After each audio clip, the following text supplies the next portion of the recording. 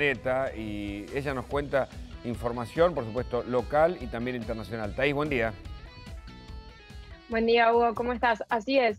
Y te sigo en lo que es el tema de lo que está pasando políticamente con los cambios, ¿no? de ministerio, porque muchas veces cuando pasa esto es, bueno, la agenda ambiental tiene que quedar a un lado y no, primero porque está vinculada y segundo porque no debiera, como vos recién dijiste, la crisis climática es uno de los principales desafíos que tenemos en este tiempo. Entonces, un poco de contexto primero en lo que hace Argentina, los compromisos asumidos y lo que hay que ver en todos estos últimos cambios que hay en el gabinete. Ya desde el gobierno de Macri, Argentina se había comprometido a alcanzar la carbono neutralidad a 2050, es decir, lograr un balance entre las emisiones y la absorción que se puede hacer con vistas a llegar a cero emisiones a 2050, que esto va en línea con los compromisos internacionales y el pedido que hace la ciencia para lograr limitar el calentamiento por debajo del 1,5 grados. Hasta ese entonces, después el gobierno de Alberto Fernández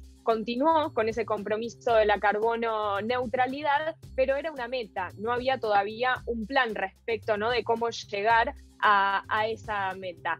Se empezó luego, sí, a trabajar en hacer una estrategia de cuáles son esos cambios que tiene que hacer la Argentina en sus distintas áreas productivas para llegar a esa meta, pero el año pasado ese proceso de trabajo se suspendió por diferencias, principalmente y por ciertas resistencias de los dos sectores que más emisiones generan en nuestro país, que son energía y agricultura.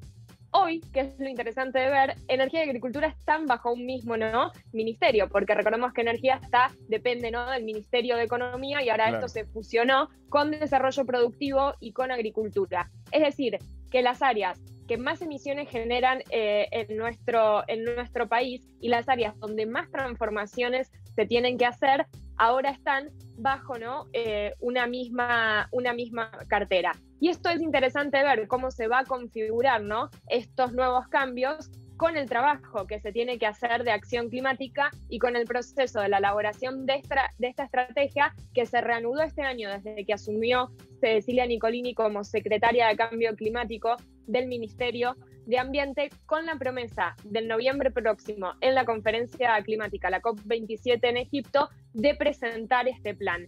Lo que hay que tener en cuenta es que cuando hablamos de acción climática no es que depende del Ministerio de Ambiente, sino que coordina el Ministerio de Ambiente a través del Gabinete Nacional de Cambio Climático, pero en realidad después la acción es transversal a todos los otros ministerios. Claro. Y además, es más responsable la acción de esos otros ministerios, ¿no?, en donde Claro, que son los las que ejecutan, actividades, ¿no?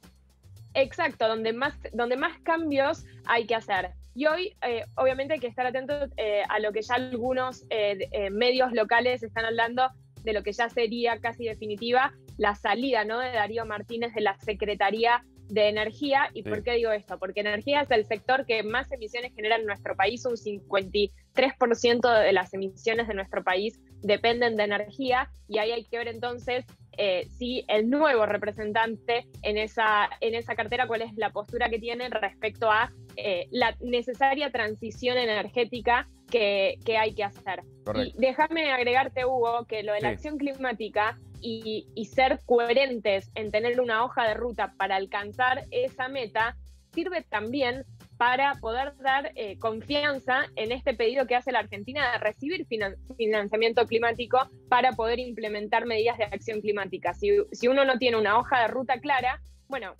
obviamente la competencia ante otros países que también necesitan financiamiento nos puede ahí jugar en desventaja. De allí que también es importante en materia económica, ¿no?, que la Argentina tenga un plan respecto de cómo va a llegar a esos compromisos climáticos asumidos. Y quería agregarte, Hugo, en esto de cómo está vinculado lo político con también la acción climática. Hace una hora se dio a conocer que debido a la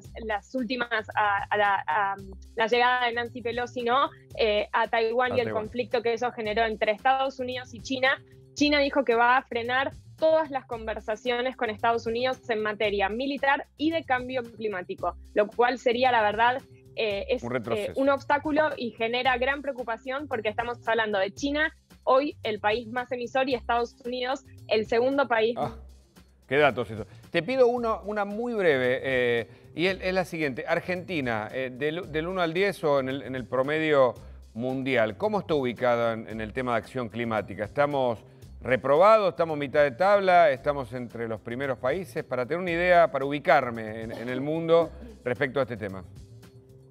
No, no sabría decirte, digamos, del 1 al 10, pero sí te puedo decir que de los análisis que se hacen, de los compromisos que al momento presentó, no estamos todavía, estamos en insuficiente, digamos, todavía no tenemos la ambición en el compromiso y en las acciones que venimos realizando para que estén en línea con lo que pide, ¿no?, la ciencia, que esa es la categoría en la que se encuentran, me atrevería a decir, la mayoría de los compromisos climáticos de los países. De allí el pedido a que sean más ambiciosos y a que se aceleren más, ¿no?